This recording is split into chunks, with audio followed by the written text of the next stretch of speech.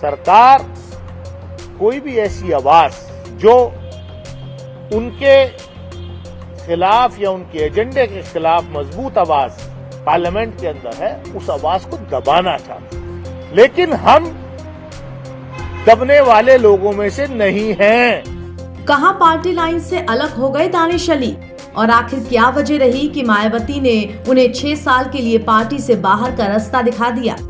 UP की राजनीति में हाशिए पर पहुंच चुकी बसपा ने एक और सांसद को आउट किया तो राजनीतिक गलियारों में सुगबुगाहट तेज हो गई। यूपी के अमरोहा से सांसद दानिश अली ने एक प्रेस कॉन्फ्रेंस कर अपने हिस्से की बात साझा कर दी।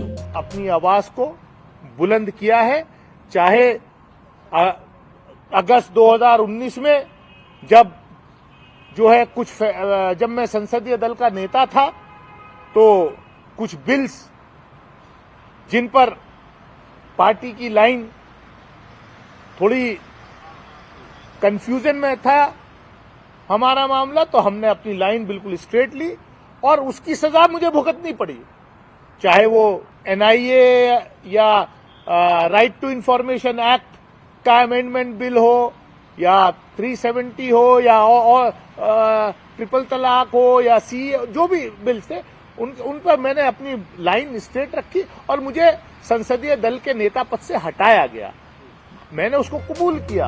अब निलंबन के बाद कुंवर दानिश अली कौन सी पार्टी में जाएंगे, इस पर तो उन्होंने स्टैंड साफ नहीं किया, मगर सरकार की दमनकारी नीतियों का विरोध वो करते रहेंगे, इस बात को पुख्ता तरीके से कह गए। अब आगे का एक्शन आपका क्या रहने वाला है? क्या पार्टी दूसरी कौन सी पार्टी ज्वाइन करने वाले हैं या किस तरह से आगे काम करेंगे? मुझे क्यों आप ये सवाल पूछ रहे हैं? मेरी जो प्रतिक्रिया थी मैंने दे दी।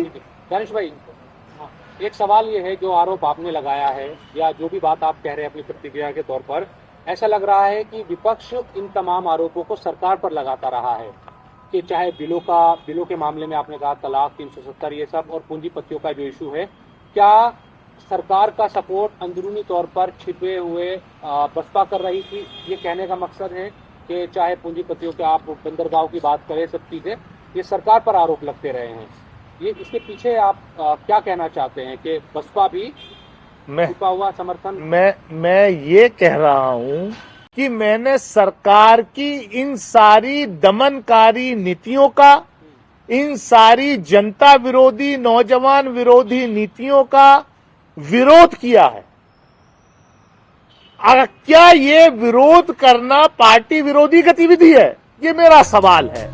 आपको बता दें कि इसी साल 21 सितंबर को संसद में बीजेपी नेता रमेश बिधूड़ी द्वारा दानिश अली को अपशब्द कहे गए थे। ये मामला जोर शोर से गरमाया था, जिसके बाद कांग्रेस नेता राहुल गांधी ने दानिश के घर पहुंचकर उनसे मुलाकात भी की थी, और तभी से इन खबरों ने जोर पकड़ा था कि ये मुलाकात मायावती को पसंद नहीं आएगी। खैर, दानिश अली के निलंबन से अमरोहा के साथ साथ मुरादाबाद लोकसभा सीट का भी सियासी समीकरण बदल सकता है। दानिश मुरादाबाद को अपना नया ठिकाना बना सकते हैं, और अगर ऐसा हुआ तो दोनों लोकसभा सीटों पर राजनीतिक उथल पुथल मचना तय है।